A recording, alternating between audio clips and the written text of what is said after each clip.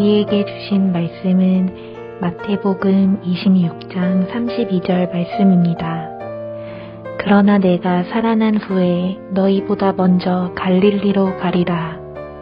하나님의 은혜라는 제목으로 최영덕 목사님께서 말씀 전해주시겠습니다.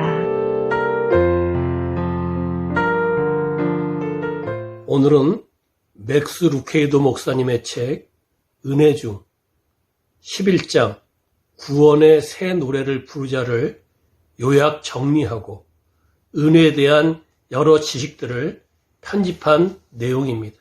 살펴보며 은혜 받는 귀한 시간 갖고자 합니다. 은혜를 이해하려면 먼저 율법과 복음 관계를 알아야 합니다. 보통 율법이라 하게 되면 우리는 모세오경을 이야기합니다.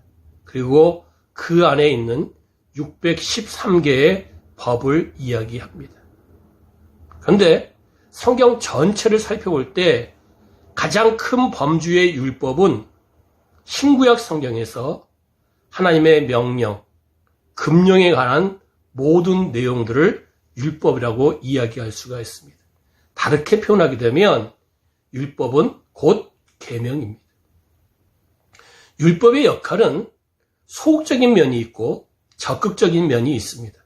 소극적인 면은 죄를 깨닫게 하고 범죄를 더 크게 깨닫게 하고 죄의 정체를 밝혀주고 결국 사망의 열매를 맺게 합니다. 적극적인 면에서는 율법은 예수님께로 인도하는 초등교사 역할을 하고 그리스도의 의를 이루기 위해 성화의 마침, 곧 목적을 이룬다고 로마서 10장 4절은 이야기하고 있습니다. 율법과 복음의 관계는 이렇습니다. 복음으로 구원받기 전에 율법은 저주입니다. 그리고 걸리게 하는 걸림돌입니다. 죄를 깨닫게 하는 것입니다. 조금 전 말씀드린 것처럼 사망의 열매입니다. 복음을 접하고 구원받은 사람들에게 율법은 예수님을 알게 하고 성화를 이루게 하고 복을 이루는 열매를 맺게 한다고 성경은 이야기하고 있습니다. 이제 율법과 은혜 관계를 알아보기 원합니다. 복음으로 구원받은 사람들은 은혜를 접합니다. 율법은 모든 사람이 적어도 한 번이라도 계명을 어기면 결국 죄를 지은 것이라고 말합니다. 그래서 율법은 하나님 앞에서는 모든 사람이 죄인이며 그 앞에서는 모든 인간이 무력하다고 판정을 합니다. 그러나 은혜는 패배한 자, 죄 지은 자, 율법을 어긴 자를 기꺼이 구원하고자 하며 결국 그들에게 구원을 가져다 줍니다. 뿐만 아니라 구원받은 우리의 모든 삶을 영원토록 책임을 져 줍니다. 율법은 우리가 죄를 범하였음을 인지해주고 그리고 우리를 예수님께로 데려가는 선생이라면 은혜는 택함받은 백성을 또 구원받은 백성을 사랑하시기에 주시는 것입니다. 율법이 모세로부터 왔다면 은혜는 오직 예수 그리스도로부터 왔습니다. 또한 은혜는 공로 없는 자들을 위한 하나님의 자유로운 행위이며 하나님의 가장 두드러진 성품 혹은 선물 중에 하나입니다. 하나님의 은혜는 하나님의 진노를 받아야 할 자들에 대한 하나님의 선하심을 나타내며 그리스도께서 죄인들을 대신하여 죽으신 사실을 기초로 하여 범죄한 죄인들에게 영생이라는 값없는 선물을 주시는 길을 또한 제시합니다. 신구약 성경에서 말하고는 은혜라는 단어를 살펴보기 원합니다. 구약에서의 은혜는 크게 세 가지 단어가 있습니다. 헨, 라하밈, 그리고 헤세드입니다. 헨은 하나님께서 경건한 자와 고통당하는 자에게 베푸시는 사랑을 의미합니다.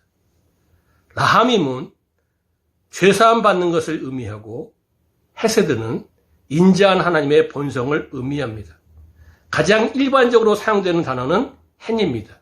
이것은 원래 상급자가 하급자에게 보여주는 호의를 뜻하는 말이었습니다. 구약 성경에도 은혜라는 개념들이 얼마나 많이 있는지 모릅니다. 세상을 창조하신 것이 하나님의 은혜고 그 세상의 중심에 인간을 창조하신 것이 하나님의 은혜입니다. 아담과 하와가 죄를 범했을 때에 가죽 옷을 지어 입히신 것이 하나님의 은혜고 그리고 아브라함을 선택해서 구원받게 하신 것이 하나님의 은혜고 이스라엘 백성들을 출애굽시킨 것이 하나님의 은혜입니다. 모세나 다윗이나 욥이라든지 구약의 많은 선진들이 하나님의 은혜를 접한 것을 우리는 성경에서 확인할 수가 있습니다. 신약에서 은혜라는 단어는 대표적으로 카리스입니다. 일반 헬라에서는 사람을 끄는 매력 또는 아름다움, 친절한 태도, 호의적인 태도를 의미합니다.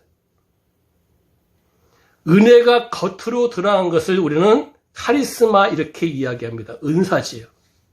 여기 말하는 단어는 영어로 이야기하면 sing입니다. 은혜가 겉으로 드러난 것이 은사입니다. 그래서 오늘날에도 매력적이고 끌리는 인격을 가진 사람을 카리스마를 가졌다고 이야기합니다. 헬라인들은 이 단어를 좋아했으며 다른 사람으로부터 보상이나 호의를 기대하지 않는 관용을 표현하기 위해 이 단어를 자주 사용했습니다. 그리고 성경에서 이 카리스라는 단어는 구원의 선물 그리고 은혜라는 단어로도 사용이 되고 있습니다. 중요한 것은 하나님의 은혜는 항상 충분하고 영원하다는 사실입니다. 그것을 성경과 책은 강조하고 있습니다. 오늘 책에서 맥스 루케도 목사님은 자신 나름대로 은혜를 이렇게 정의하고 있습니다. 은혜는 하나님의 가장 좋은 생각입니다. 사람을 사랑으로 초토화하고 열렬하게 구원하고 정의롭게 회복하시겠다는 결정입니다. 당신이 하나님을 붙잡고 있는 손보다 당신을 붙잡고 계시는 하나님의 손을 더 확고하게 믿으십시오. 은혜는 죄를 깨닫게 합니다. 하나님의 용서하심이 있습니다. 그리고 그 안에 하나님의 깊은 사랑이 있습니다. 은혜는 하나님의 복을 깨닫게 합니다. 은혜는 하나님과 더불어 살게 하는 하나님의 사랑입니다. 하나님의 힘입니다. 그리고 오늘 본문 말씀 마태복음 26장 32절 그러나 내가 살아난 후에 너희보다 먼저 갈릴리로 가리라. 이 말씀의 뜻은 이렇습니다.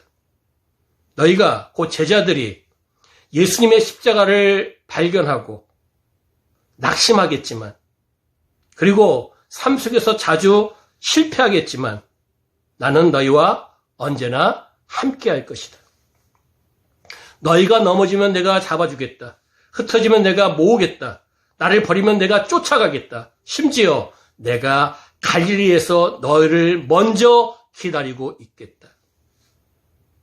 즉 구원받은 백성들, 하나님의 자녀들, 그리고 예수님의 제자들에게 과거나 현재나 미래나 언제나 함께 하시겠다는 임마누엘이 바로 하나님의 은혜입니다. 또 하나의 말씀 요한복음 1장 16절 하반절 은혜 위에 은혜로라. 예수님으로 말미암아 우리가 은혜를 받는데 그냥 은혜만 받는 것이 아니라 은혜 위에 은혜라는 거예요. 여기 위에라는 단어는 안티라는 단어입니다. 끝에 교환 이런 뜻을 갖고 있습니다. 직역을 하면 이렇습니다. 은혜를 대신해서 들어선 은혜. 즉 새로운 날에 새롭게 베푸시는 새로운 은혜를 의미합니다. 하나님의 은혜는 날마다 새롭고 영원하다는 뜻입니다. 우리가 바로 그러한 은혜 가운데 있는 존재입니다. 자신감을 가지십시오. 우리는 예수 그리스도로 말미암아 하나님의 자녀가 되었습니다. 이제는 우리의 삶에 하나님의 진노는 없습니다. 우리의 죄에 대한 보응은 없습니다. 잘못하면 보응받는 것이 아니라 징계를 받습니다. 그 안에 사랑이 내포되어 있습니다. 또 순종하면 사랑받고 쓰임받습니다.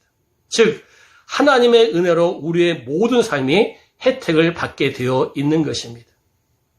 그 하나님의 은혜에 날마다 감사하며 하나님을 사랑하고 이웃을 사랑하며 하나님께 영광 돌리기에 부족됨이 없는 귀한 심령들 되시기를 주님의 이름으로 축원합니다. 기도하겠습니다.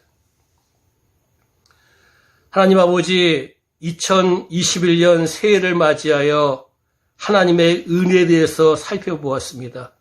지식적으로만 깨닫는 것이 아니라 하나님의 은혜를 2021년도에 늘 체험하며 감사하며 찬양하며 기뻐하며 이 은혜를 나누기에 부족됨이 없는 귀한 심령들 삼아 주시옵소서. 이제는 우리 구주 예수 그리스도의 은혜와 하나님 아버지의 크고 오묘하신 사랑과 성령님의 감화감동 교통 충만하심의 역사가 2021년 새해에도 하나님의 은혜를 만끽하며 하나님께 영광 돌리기 원하는 귀한 심령들 위에 영원토록 함께 계실지어다. 아멘.